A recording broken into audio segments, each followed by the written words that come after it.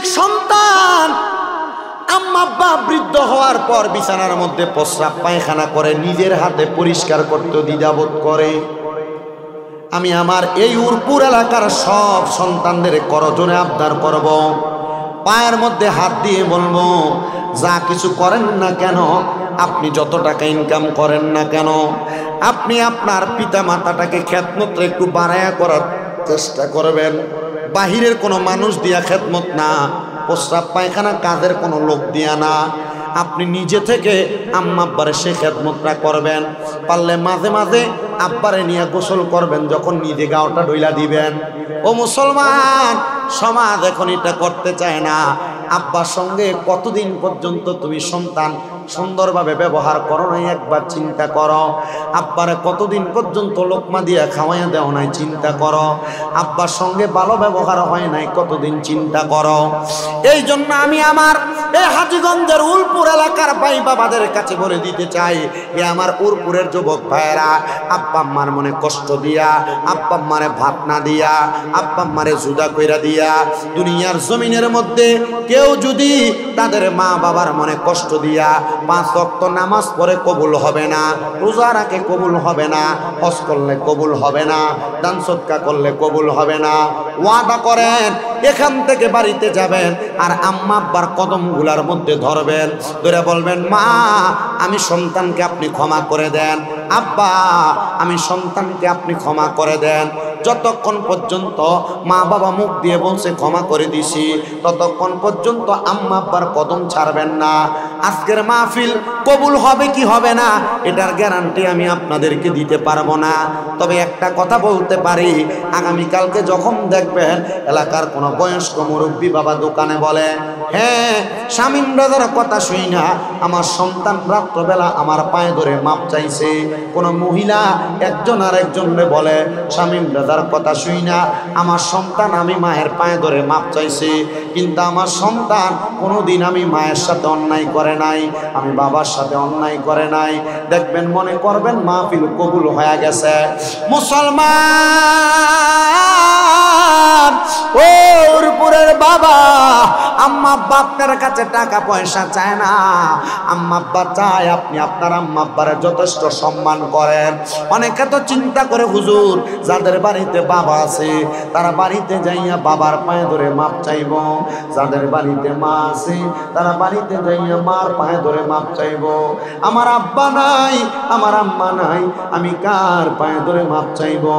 সন্তান চিন্তা করবেন না, আখিরি মুনাজাতের মধ্যে রব্বির হামহুমা কামা রব্বায়ানি সগীরা ওয়া কুর রব্বির হামহুমা কামা রব্বায়ানি সগীরা বইলা যখন আপনি আল্লাহ তাআলার কাছে চোখের পানি ছাইরা দিয়া কান্না করবেন, নবী আমার বলে, উম্মত ওই একটা ফোঁটা পানি মাটিতে পড়ার আগে আমার আল্লাহ তাআলা ওই সন্তানের মা বাবার জীবনের গুনাহ মাফ করে দেয়।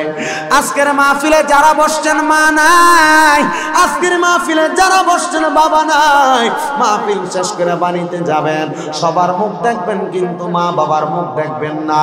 মুনাজাতের মধ্যে শুধু আম্মা আব্বার জন্য খাস করে করে দোয়া করবেন, আল্লাহ তাআলা যেন আপনার আম্মা আব্বাকে মাফ করে দেয়। আর যাদের মা বাবা বেঁচে আছে পায়ে ধরবা, যতক্ষণ পর্যন্ত বলছে মাফ করে দিছি ততক্ষণ পর্যন্ত আম্মা আব্বার পাও ছাড়বা না। বলে কেন? কারণ এই মা বাবা সন্তানের কাছে লাখ টাকা চায় না, স্বর্ণ গয়না চায় না, দামি খাবার চায় না। মা বাপ চায় তাদের সন্তান প্রাপ্তবয়স্ক, সুন্দর একটু ব্যবহার করুক। আপনি যে আপনার বাপ মারে ধমক দেন, আপনি যে আপনার আব্বা আম্মার সাথে উগ্র ব্যবহার করেন, বউয়ের সাথে ঝগড়া করেন, আম্মা আব্বার সঙ্গে খারাপ ব্যবহার করেন, লাভ কি? এটার কারণে আপনি আল্লাহর কাছে জবাবদিহিতা করা লাগবে। নারায়ণগঞ্জের একজন মহিলা কিছুদিন পরে পরে আমার কাছে কল দিয়া ওনার স্বামীর জন্য দোয়া চাই, স্বামীটা মারা গেছে।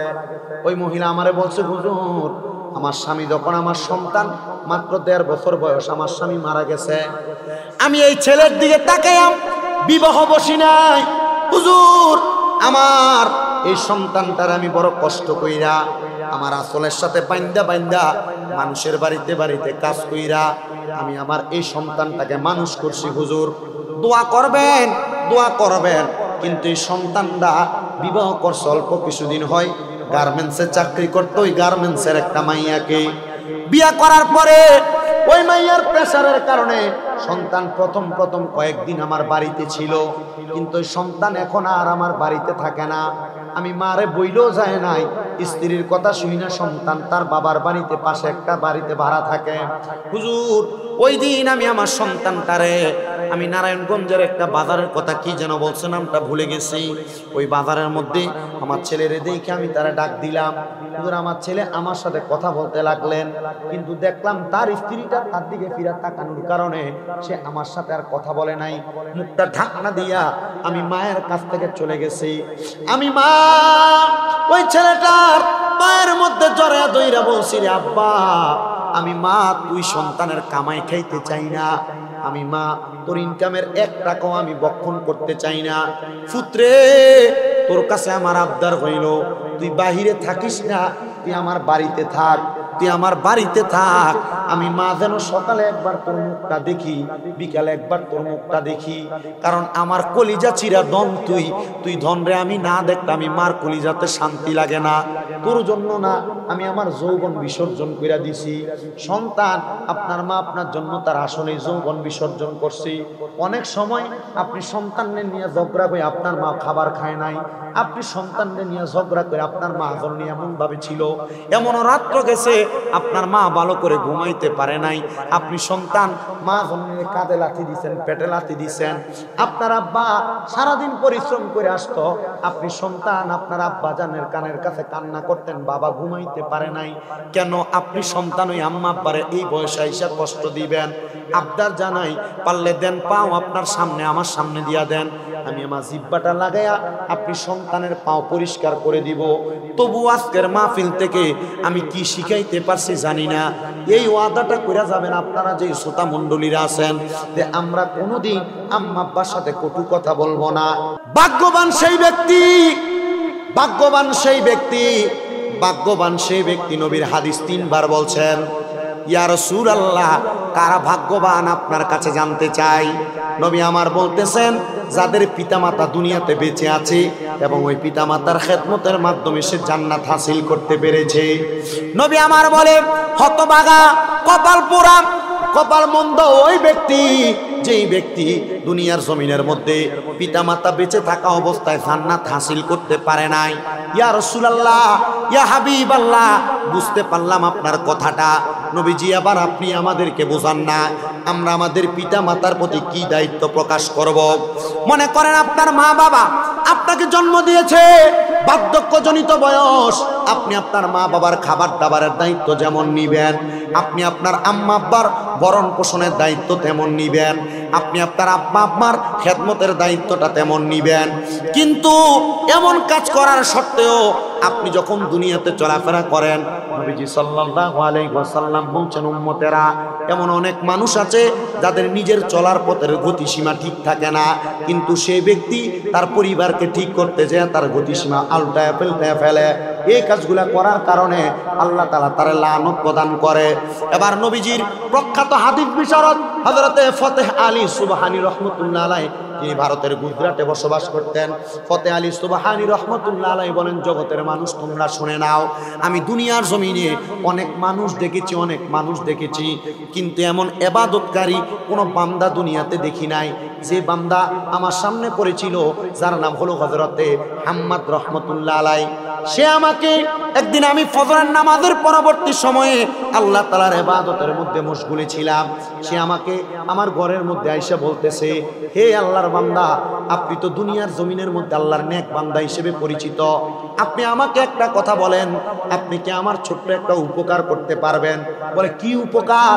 বলে, আগামীকালকে দুপুর জোহরের নামাজের পরবর্তী সময় আপনি আমার ঘরে যাবেন, দেখবেন আমার ঘরের মধ্যে আমি মৃত অবস্থায় পড়ে আছি, ওই ঘরের মধ্যে যাইয়া আপনি আমার কাফনের ব্যবস্থা করবেন, গোসলের ব্যবস্থা করবেন, আমার দাফনের ব্যবস্থা করবেন। হুজুর বললেন, আমি নামাজরত অবস্থায় ইবাদতরত অবস্থায় যখন হতাশাগ্রস্ত হয়ে বসে রইলাম, আমি ইবাদতে মশগুল হয়ে বসে রইলাম, আমার ভিতরে অনেক হতাশা কাজ করতেছে। আমি মশগুল হয়ে বসে থাকা অবস্থায় আমি ঘুমের জন্য তন্দ্রা লাগিয়া গেছে চোখের মধ্যে। এমন টাইমে ওই ব্যক্তি আমার ঘরের মধ্যে এসে এই কথা বলার কারণে আমি কেমন জানি অনুভব করতে লাগলাম। হঠাৎ আমার যখন নামাজের রত অবস্থায় জ্ঞানটা ফিরলো, আমি মনে করলাম এটা মনে হয় আমি স্বপ্ন দেখছি। কি দেখছি? স্বপ্ন দেখছি। উনি বলেন এটাকে আমি স্বপ্ন মনে কইরাম। আমি আমার পরবর্তী সময়ের ইবাদত করতে লাগলাম। কিন্তু এর পরের দিন যখন আমি যোহরের নামাজ পড়লাম, অন্য সময় যোহরের নামাজের পরবর্তী সময় আমার অনেক কাজ থাকে, কিন্তু ওই দিন আমার আর কোনো কাজ আমার হাতের মধ্যে নাই। আমি এবার চিন্তা করলাম, যেহেতু ওই ব্যক্তি বলছে আমার পাশের এলাকার মধ্যে তার বাড়ি, সে যোহরের নামাজের পরে ওই জায়গায় মৃত অবস্থায় থাকবে, আমার দেখা দরকার ওই ব্যক্তি আসলে কি মৃত অবস্থায় আছে কিনা। হযরতে ফতে আলী সুবহানী বলেন, আমি যোহরের নামাজ আদায় করে যখন রওনা করলাম সামনের দিকে, পুরা এলাকার প্রত্যেকটা ঘরের দরজার সামনে আমি গেলাম। দরজার সামনে যাই আমি সালাম দিলাম, আসসালামু আলাইকুম ওয়া রাহমাতুল্লাহ। সব ঘর থেকে আমাকে সালামের জবাব দিল, কিন্তু সর্বশেষ আমি যেই ঘরের সামনে যে সালাম দিলাম ওই ঘর থেকে কোনো সালামের জবাব নাই। আমি এবার জবাব না পাইয়া মনে করলাম এই ঘরে মনে হয় কেউ নাই। আমি ঘরের সামনে থেকে চলে আসলাম।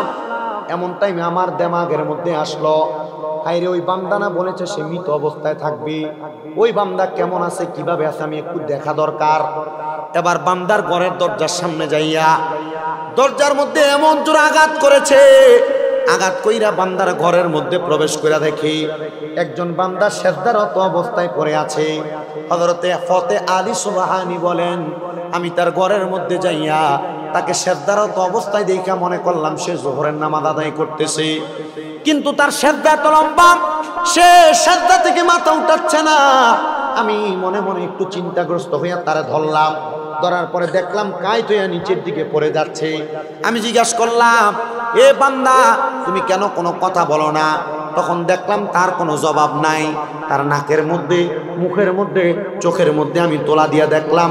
আমি বুঝতে পারলাম এই ব্যক্তি দুনিয়ার জমিনের মধ্যে নাই।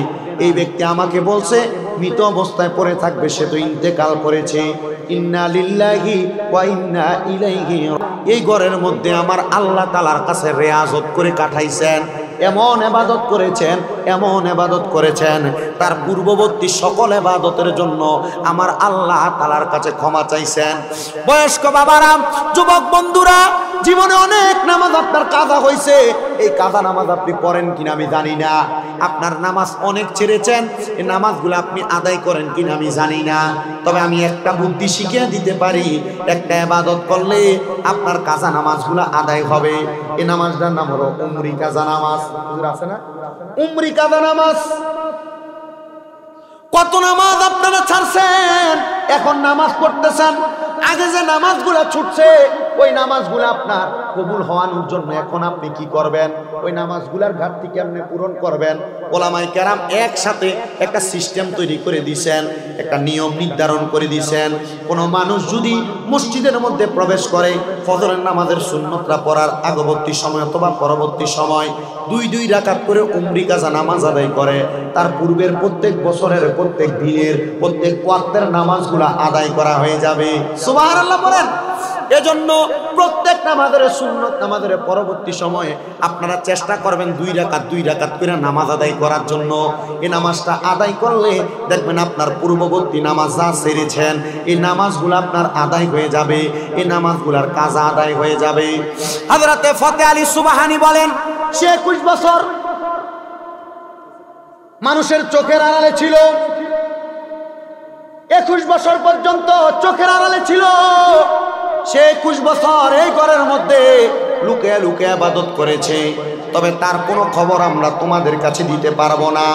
শোনো ও জগতের মানুষ, তোমরা শুনে নাও, দুনিয়ার জমিনের মধ্যে চলাফেরা করা অবস্থায় সে তোমাদের সাথে যেভাবে চলুক আর না চলুক, সে যে নামাজ আদায় করেছে, তোমরা মুসলমান হিসেবে উচিত তার নামাজের জানাজার মধ্যে উপস্থিত হওয়া। সবাই একসাথে ওই ব্যক্তির জানাজার নামাজের মধ্যে উপস্থিত হইয়া তার জানাজার নামাজ পড়া তারা যখন দাফন করার জন্য গেলেন, হযরতে ফতে আলী সুবহানী রহমতুল্লাহ আলাইহি বলেন, তার কবরের মধ্যে তোমরা কেউ নামা লাগবে না, আমি একা তার কবরের মধ্যে নামবো। কারণ কি? বলে তার কবরে যদি কোনো বেনামাজি নামে, তার কবরে যদি দুনিয়ার জমিনের কোনো নিকৃষ্ট ব্যক্তি নামে, বেআমল ব্যক্তি নামে, হয়তোবা এই আল্লাহর বান্দা এটাকে পছন্দ করবে না। আমার বিশ্বাস, আমি আমার জীবনে গুনাহগুলা করতে আমি চিন্তা করে করছি, আমি আমার জানা মতে আমি কোনো গুনার কাজের দিকে কদম বাড়াই নাই। তবে আমি মানুষ, আমার অনেক অন্যায় থাকতে পারে, ভুল থাকতে পারে, আমি আমার গুনার কথা স্মরণ করলাম, তবু আমি তাকে কবরে নামাইতে চাই। আর দুইজন ব্যক্তি আমার সাথে কবরে নামো, যেন তাকে দুইটা কবরে নামানো যায়। তবে ওই দুইজন ব্যক্তি নামবা যে দুইজন ব্যক্তি কমপক্ষে 40 দিন পর্যন্ত এক ওয়াক্ত নামাজও কাজা করো নাই। এবার দুইজন আল্লাহ তাআলার বান্দা সহ হযরতে ফতে আলী সুবহানী ওই আল্লাহর বান্দারে কবরের মধ্যে নামাইলেন। ওই দুইজন ওঠার পরে কাফনের কাপড়ের বানগুলা ছুটে দিয়া আল্লাহর বান্দা যখন উপরের দিকে উঠে যাবেন, এমন টাইমে ফতে আলী সুবহানী বলেন, ওই হাম্মাদ নামক আল্লাহ পাকের খাস বান্দাটা আমার হাতটার মধ্যে খাপ করে ধরে ফেলছে। উনি মারা গেছিলেন, উনি মারা গেছিলেন না, কিন্তু বলছেন কবরে শোয়াইলাম, মাথা পশ্চিম মুখা করে দিলাম। দুইজন উঠে গেলেন, কিন্তু উনি আমাকে, আমি উঠে যাবো এটা আমার হাতে ধরে বসলেন। উনি আমার হাতে ধরে উঠে বসলেন। আত-তাযকিরাতুল আউলিয়া নামক কিতাব আল্লামা ফরিদউদ্দীন আত্তার রহমতুল্লাহ আলাইহি লিখিত কিতাব। ওই কিতাবের মধ্যে এই ঘটনাটা সুন্দর করে লেখা। উনি কবর থেকে এভাবে উঠে বৈশা আমার কাছে বললেন, হে আল্লাহর বান্দা ফতে আলী সুবহানী, শোনো, আমি ইন্তেকাল করার পরে আল্লাহ তাআলা যদি আমাকে আমার 21 বছরের ইবাদতের জন্য কোনো জাযা প্রদান করে, মানে কবরে যাওয়ার পর আমাকে আল্লাহ তাআলা যদি কোনো নেয়ামত দান করে, কবরে যদি জান্নাত দান করে, আল্লাহ তাআলার অসংখ্য নিয়ামত হুরগিলমান আমারে দান করে, তাহলে আমি তোমার কাছে এই কিছু কিছু দানের, কিছু কিছু রহমতের, কিছু কিছু বরকতের ভাগ আমি তোমাকে দিব। ফতে আলী সুবহানী বলে, আমি ওনাকে কবরে আবার দেখলাম, শুয়ে গেল নিজে নিজে। আমি অবাক দৃষ্টিতে তাকাইলাম আর চিন্তা করলাম, এই ব্যক্তি কেমন ব্যক্তি, মারা গেল আবার আমার হাতে ধরে বসে গেল। আমি ওই দিন থেকে টানা 3 দিন পর্যন্ত ঘুমাই নাই। এ 3 দিন আমি আল্লাহ তাআলার অঢেল পরিমাণে ইবাদত করে কাটাইলাম। কিন্তু আমি শুধু চিন্তা করলাম, আফসোস করলাম, কে এমন ব্যক্তি মারা গেল, মারা যাবে এই খবর আমার আগের দিন যে বইলা আসলো, আবার এখন কবরের মধ্যে আমাকে উঠা বলছে যদি আল্লাহ তাআলা তারে কোনো ভালো জাযা দেয়, সে এটার নিয়ামত আমারে কিছু দান করবে। অনেক নিয়ামত। উনি বলতেছেন, আমি 3 দিন পর্যন্ত না ঘুমায়া আল্লাহ তাআলার ইবাদত কইরা, আমি 4র্থ দিনের দিন যখন রাত্রবেলা ঘুমানোর চেষ্টা করলাম, হচ্ছে না, আমি এবার আল্লাহ তাআলার কাছে একটা নামাজের নিয়ত করলাম, যে নামাজের নাম তাহাজ্জুদের নামাজ, ফজরের আগে যেটা পড়ে। এই নামাজের অসংখ্য বরকত। নবীজি বলছেন, আমার উম্মতের যদি কষ্ট না হইতো, উম্মতের জন্য তাহাজ্জুদের নামাজ আমি ফরজ করে দিতাম। মা বোন যারা পর্দার আড়ালে শুনছেন, সন্তান হয় না, আপনার স্বামীর কামাই রুজিতে বরকত হয় না, ঘর থেকে রোগ বালা মুসিবত ছাড়ে না, 3 মাস 5 ওয়াক্ত নামাজের সাথে তাহাজ্জুদের নামাজ পড়বেন, আপনার সব সমস্যার সমাধান হবে। অনেকে বিদেশ যাওয়ার চেষ্টা করেন, যাইতে পারেন না, তাহাজ্জুদের নামাজ পড়বেন, 3 মাস ব্যবস্থা হয়ে যাবে। অনেকে অভাবে পড়ে আছেন, টেনশনে পড়ে আছেন, তাহাজ্জুদের নামাজ পড়বেন, সব দূর হয়ে যাবে। অনেকের কঠিন রোগে আক্রান্ত, তাহাজ্জুদের নামাজ পড়বেন, 3 মাস সময় আল্লাহ তাআলা আপনার রোগ থেকে মুক্তি দান করবেন। আমি জানি না আপনাদের এলাকার মানুষ কোন ওয়াজ শুনবে। আপনারা যারা আছেন ধান যারা দেওয়ার পরে সোসা যাওয়ার পরে যা থাকে আপনারা আমার সেই সোটা আছে। তো যেই নামাজটার কথা বললাম, নামাজটার নাম কি নামাজ? জোরে কোন? তাহাজ্জুদের নামাজ। বিশেষ করে যুব সমাজ এই নামাজে আকৃষ্ট হতে পারে না, কারণ ওনাদের ফোন টিপা শেষ হইলে ফজরের আযান দেয় একদিকে, মোবাইল চার্জে দেয়, এরপরে ঘুমাইতে যায়, ঠিক না? যারা আপনারা বয়স্ক বাবার আছেন, দাড়ি পাকা, আপনাদের কিন্তু বেশিরভাগ সময় রাত 2:30-3 ঘন্টা ভাঙে, আল্লাহ গেল, ঠিক আছে না? আমি মাহফিল শেষ করে বাড়িতে যাইলে অনেক সময় মাঝে মাঝে রাস্তায় দেখি একবার বয়স্ক লাঠি ভোট দিয়ে দিয়া হাঁটে, রাত্রে 3টা 3:30 লাঠি ভোট দিয়ে দিয়ে আসছে। আমি অনেক জিজ্ঞেস করছি, কি ও দাদা এত রাত্রে মসজিদে যাইতেছে? ও ঘুমায় না। কি হয় না? ঘুমায় না। হয় না এমন? হয় না? ঘুমায় না। আমি কত মসজিদে যান কি? আল্লাহ বিল্লাহ করে। আমি চিন্তা করলাম এই নামাজটা যদি বাবারা পড়তে পারে, গত জীবনে যা গুনাহ করছেন এই টাইমে যদি কাঁদতে পারে, আল্লাহ মাফ করবে। আপনারা বলেন যে কথাগুলো বলছি, এই কথাগুলো যদি মানুষ আমলে জিন্দেগিতে বাস্তবায়ন করে লাভ হইব নি? হয়তো অনেকেই হালকা ঠান্ডা পড়ার কারণে মাইকের আওয়াজ শুনতেছে আর কি, আর আমার লগে যে ছোট্ট ঘুরে দিই এটার আইডিয়া ইউটিউবে দেখে।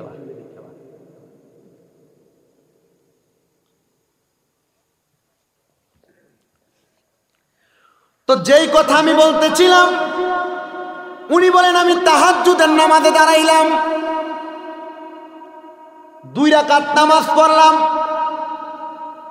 4 রাকাত নামাজ পড়লাম, 6 রাকাত নামাজ পড়লাম, 8 রাকাত নামাজ পড়লাম, 10 রাকাত নামাজ পড়লাম, 12 রাকাত নামাজ আমি পড়লাম। পড়ার পর সুবহানাল্লাহ ওয়ালহামদুলিল্লাহ লা ইলাহা ইল্লাল্লাহ আল্লাহু আকবার লা শারিকা লাহু লাহুল মুলকু ওয়া লাহুল হামদু ইউহয়ী ওয়া ইউমীতু ওয়া হুয়া আলা কুল্লি শাইইন কাদির। আমি এই আমলটা করলাম, করার পর আমার ভালো লাগতেছে না, ঘুমও আসতেছে না। এবার আমি আল্লাহর দরবারে একটা সেজদা দিলাম,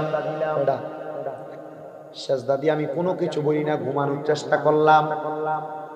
ওই সময় আমার চোখটা তন্দ্রা লাগলো, একটু ঘুমানোর চেষ্টা করার সাথে সাথে দেখলাম আমার সামনে একজন ব্যক্তি, তার ডাইনে বামে সামনে পেছনে রহমতের ফেরেশতারা ঘোরাফেরা করতেছে, আর ওই ব্যক্তি সুন্দর করে করে হাঁটতেছে, তার যা মন চাইতেছে তাই করতেছে। আমি ওনাকে জিজ্ঞাসা করলাম আপনার পরিচয় কি? উনি আমাকে বললেন যারে নিজের হাতে কবরে শোয়াইলেন আপনি কি আমারে চিনেন না? আমি সেই ব্যক্তি।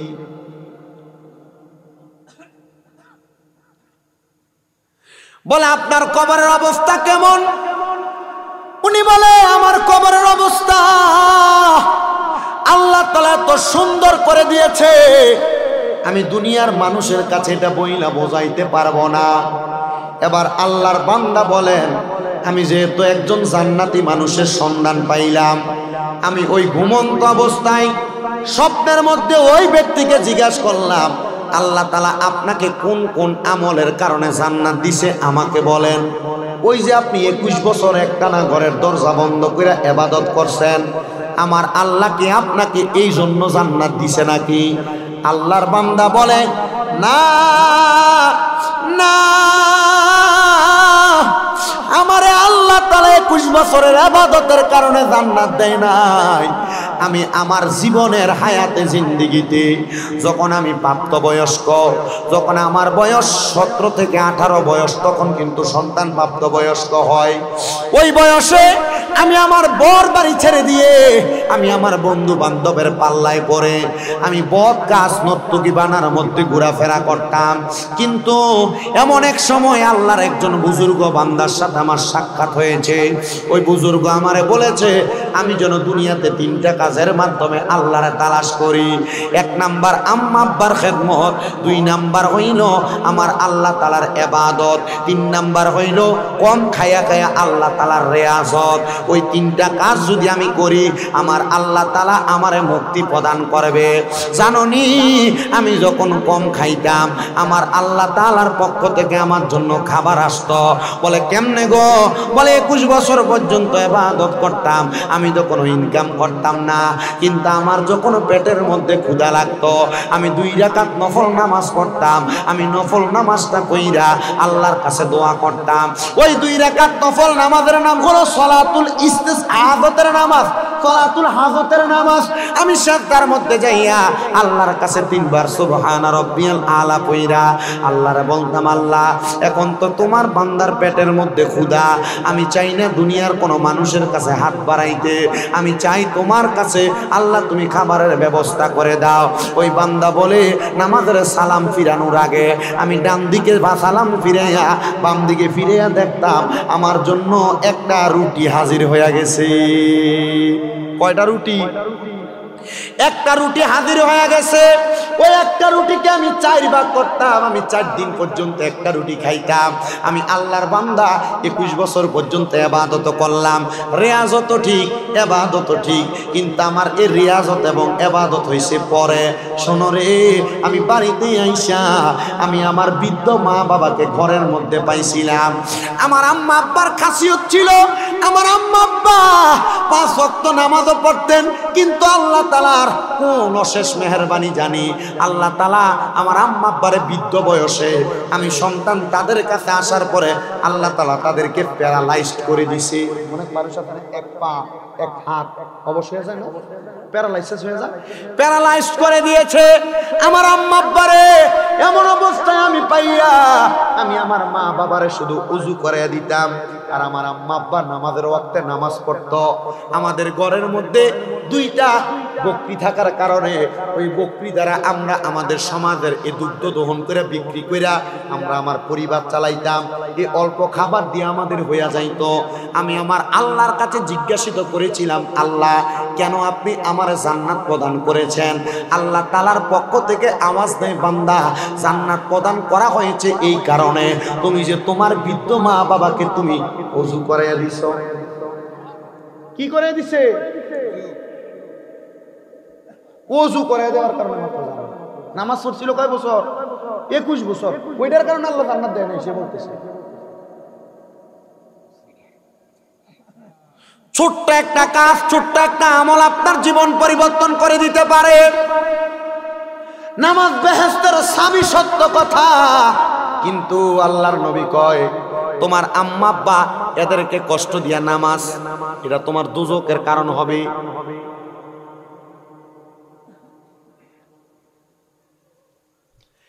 কিন্তু অনেক সন্তান আম্মা আব্বা বৃদ্ধ হওয়ার পর বিছানার মধ্যে প্রস্রাব পায়খানা করে নিজের হাতে পরিষ্কার করতে দ্বিধাবোধ করে।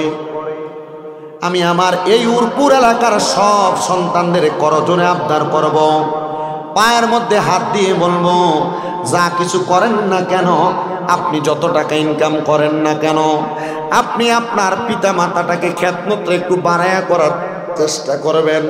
বাহিরের কোনো মানুষ দিয়া খেদমত না, প্রস্রাব পায়খানা কাজের কোনো লোক দিয়া না, আপনি নিজে থেকে আম্মা আব্বারে সে খেদমতটা করবেন। পারলে মাঝে মাঝে আব্বারে নিয়ে গোসল করবেন, যখন নিজে গাওটা ডইলা দিবেন। ও মুসলমান সমাজ এখন এটা করতে চায় না। আব্বার সঙ্গে কতদিন পর্যন্ত তুমি সন্তান সুন্দরভাবে ব্যবহার করো নাই, একবার চিন্তা করো। আব্বারে কতদিন পর্যন্ত লোকমা দিয়া খাওয়াইয়া দেও নাই, চিন্তা করো। আব্বার সঙ্গে ভালো ব্যবহার হয় নাই, কতদিন চিন্তা করো।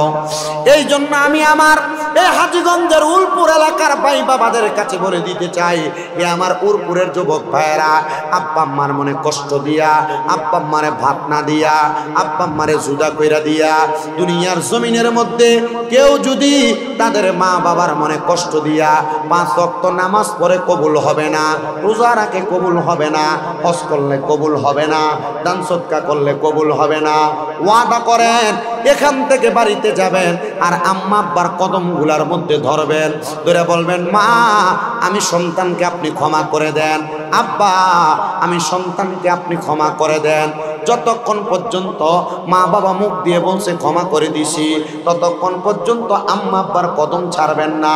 আজকের মাহফিল কবুল হবে কি হবে না এটার গ্যারান্টি আমি আপনাদেরকে দিতে পারবো না, তবে একটা কথা বলতে পারি, আগামীকালকে যখন দেখবেন এলাকার কোনো বয়স্ক মুরব্বী বাবা দোকানে বলে হ্যাঁ শামীম ব্রাদার কথা শুই না আমার সন্তান রাত্রবেলা আমার পায়ে ধরে মাপ চাইছে, কোনো মহিলা একজন আর একজনরে বলে শামীম ব্রাদার কথা শুই না আমার সন্তান আমি মায়ের পায়ে ধরে মাপ চাইছি, কিন্তু আমার সন্তান কোনোদিন আমি মায়ের সাথে অন্যায় করে নাই, আমি বাবার সাথে অন্যায় করে নাই, দেখবেন মনে করবেন মাহফিল কবুল হয়ে গেছে।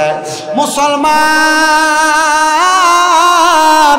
ও রূপপুরের বাবা, আম্মা আব্বা আপনার কাছে টাকা পয়সা চায় না, আম্মা আব্বা চায় আপনি আপনার আম্মা আব্বারে যথেষ্ট সম্মান করেন।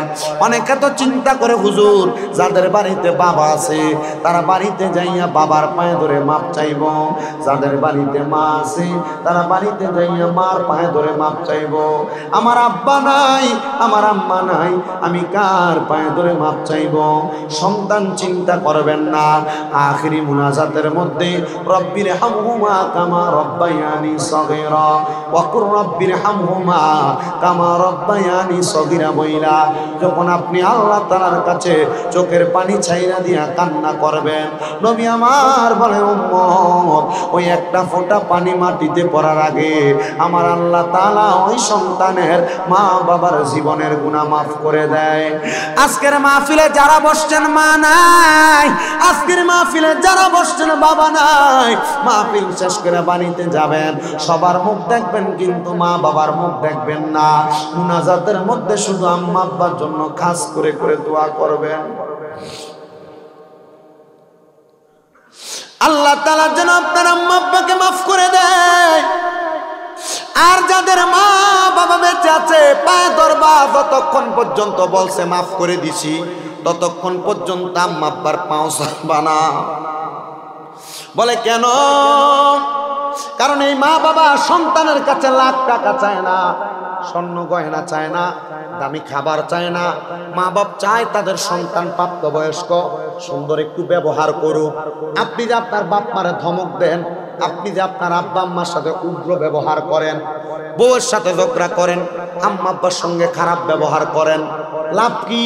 এটার কারণে আপনি আল্লাহর কাছে জবাবদিহিতা করা লাগবে। নারায়ণগঞ্জের একজন মহিলা কিছুদিন পরে পরে আমার কাছে কল দিয়া দিয়া ওনার স্বামীর জন্য দোয়া চাই, স্বামীটা মারা গেছে।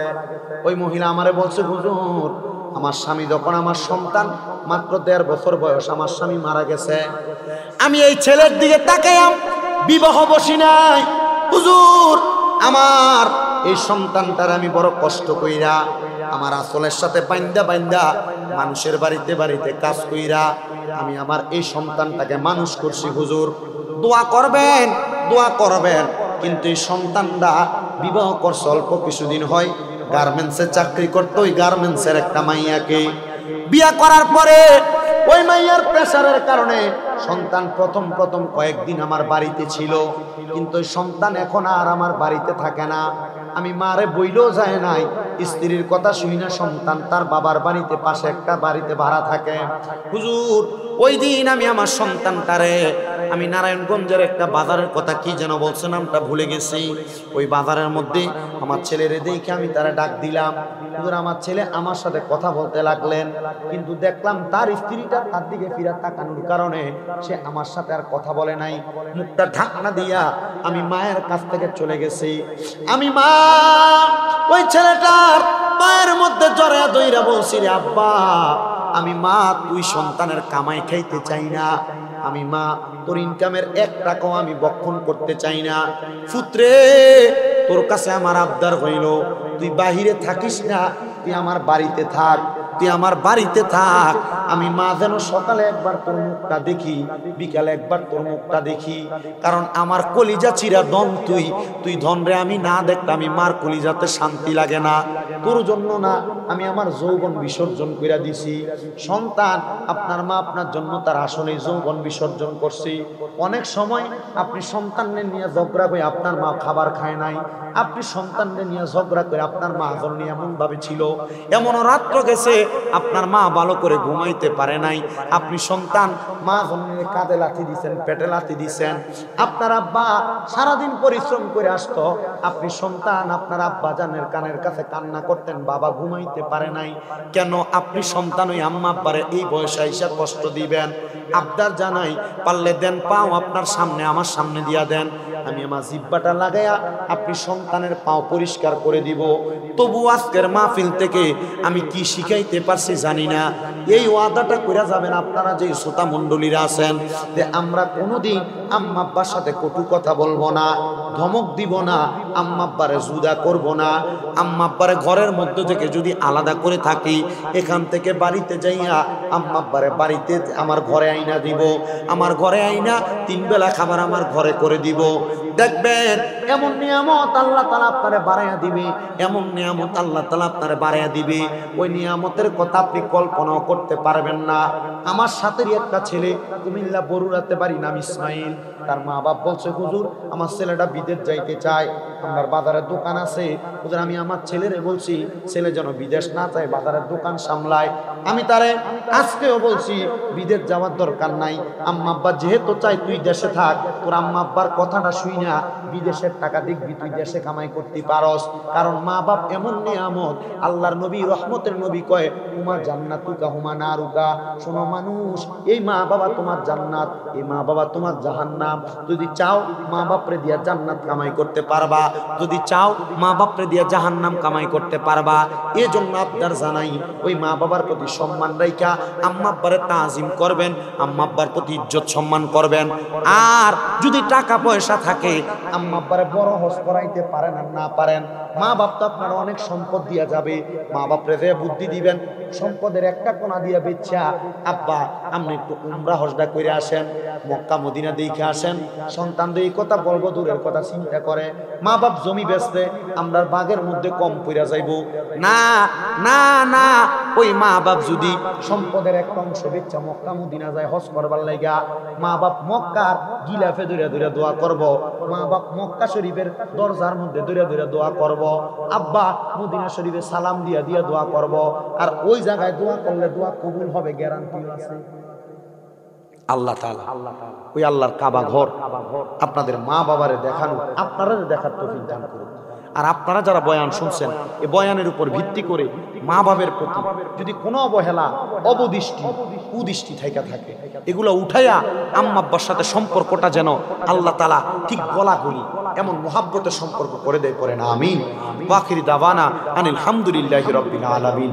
সবাই আমার সাথে রাসূলকে দাঁড়ায়া সালাম দেন, ইয়া নবী ভালোবাসার জায়গা মদিনা, ভালো লাগার জায়গা মদিনা, বলেন ভালোবাসার জায়গা মদিনা, ভালো লাগার জায়গা মদিনা, বলেন ভালোবাসার জায়গা মদিনা, ভালো লাগার জায়গা মদিনা।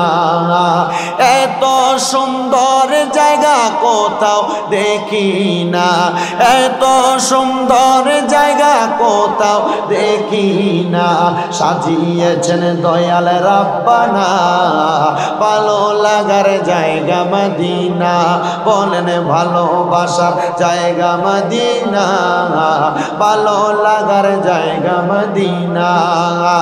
মদিনা শরীফে দয়ার খাজিনা, মদিনা শরীফে দয়ার খাজিনা, আশিক ছাড়া অন্য বুঝে না, ভালোবাসার জায়গা মদিনা, বলেন ভালোবাসার জায়গা মদিনা, ভালো লাগার জায়গা মদিনা, ভালোবাসার জায়গা ভালো লাগার জায়গা মদিনা, সোনার মদিনা বহু দূরে, বলেন প্রাণের মদিনা বহু দূরে, কিন্তু মদিনাওয়ালা আমার অন্তরে, কিন্তু মদিনাওয়ালা আমার অন্তরে, আমার অন্তর জুড়ে মদিনায় আছে রে, আমার অন্তর জুড়ে মদিনায় আছে রে, মদিনা মদিনা বলে জিকির করে রে, মদিনা মদিনা বলে জিকির করে রে। রাসূল তুমি শুনো গো আমার ফরিয়াদ, চুমু খেতে বাড়িয়ে দাও নূরানি হাত, চুমু খেতে বাড়িয়ে দাও নূরানি হাত। রাসূল তুমি শুনো গো আমার ফরিয়াদ, চুমু খেতে বাড়িয়ে দাও নূরানি হাত, চুমু খেতে বাড়িয়ে দাও নূরানি হাত। আমার মনে কান্দে রে, প্রাণ কান্দে রে, আমার মনে কান্দে রে, প্রাণ কান্দে রে, মদিনা মদিনা বলে জিকির করে রে, মদিনা মদিনা বলে জিকির করে রে। বলেন সোনার মদিনা বহু, বলেন প্রাণের মদিনা, কিন্তু মদিনাওয়ালা আমার অন্তরে, কিন্তু মদিনাওয়ালা যে গিয়েছে একবার সোনার মদিনা, তার মনে আর কোনো দুঃখ রইল না, বলেন তার মনে আর কোনো দুঃখ রইল না। বেশি দিন হয় না, অল্প কিছুদিন হয় আমি মক্কা মদিনা থেকে আসছি। আমি ঘরে যাওয়াতে আমার কে যেন বলে হুজুর আপনি সুন্নিতে কাজ চালাইছেন, আমি কি হজ করতে গেছিলেন? আমি কি গেছিলাম হজ করতে। অনেকে মাহফিলে গেলে হুজুর চুল্লি কাটতে লাইছেন, আমি বললাম হজ করতে গেছি। তবে সুন্নত আদায় হয়, হজ করার পরে চাপা মারোয়া সাই কইরা যেন মাথাটা কামাইলে সুন্নত আদায় লেগে কাটছি। রাখাও সুন্নত, কাটতে লাইলে এটা হজে গেলে এটাও সুন্নত, এলে কাটছি। যাওয়ানোর দরকার আছে না? মদিনা শরীফ গেলে আসলেই দুঃখ থাকে না। রসুলের রওজার সামনে যাইবেন, দেখবেন আপনি কথা বলতেছেন, হাসতেছেন, চোখ দিয়ে বাইরে পানি পড়তেছে। এটা মদিনা শরীফের বরকত। অনেক মানুষ দেখছি, আমি দেখছি পাকিস্তানি অনেক মহিলারা মদিনা শরীফের রওজা মুবারক একবার বাহিরে দাঁড়ায় দাঁড়ায় পিলার সাথে হেলান দিয়ে দিয়ে কান্দে। আল্লাহ যেন আমাদেরকে একবার মরণের আগে মক্কা মদিনা নসিব করেন, আমিন আমিন। কোন করেন সবাই মুহাব্বত নিয়ে। যে গিয়েছে একবার সোনার মদিনা, তার মনে আর কোনো দুঃখ রইল না, তার মনে আর কোনো দুঃখ রইল না, তাহার অন্তর গভীরে মদিনায় আছে রে, তাহার অন্তর গভীরে মদিনায় আছে রে, মদিনা মদিনা বলে অন্তরে কান্দে রে, মদিনা মদিনা বলে অন্তরে কান্দে রে, সোনার মদিনা বহু দূরে, বলেন প্রাণের মদিনা রে, কিন্তু মদিনাওয়ালা আমার অন্তরে, কিন্তু মদিনাওয়ালা আমার অন্তরে। আল্লাহ সবাইকে কবুল করেন, করেন আমিন। সবাই আমার জন্য দোয়া করবেন, আমি আপনাদের জন্য দোয়া করব। বিশেষ করে মাহফিলে যিনি সৌজন্যে শাহজালাল সুজন মিয়াজি সাহেব, উনি মাহফিল কমিটির যে ভাইয়েরা ওনাদেরকে যথেষ্ট পরিমাণ সহযোগিতা করছে, উনি সহ যারা যারা মাহফিলে টাকা পয়সা দিয়ে, শ্রম দিয়ে, বুদ্ধি দিয়ে, পরামর্শ দিয়ে সহযোগিতা করছে, আল্লাহ যেন তাদেরকেও কবুল করে, করেন আমিন।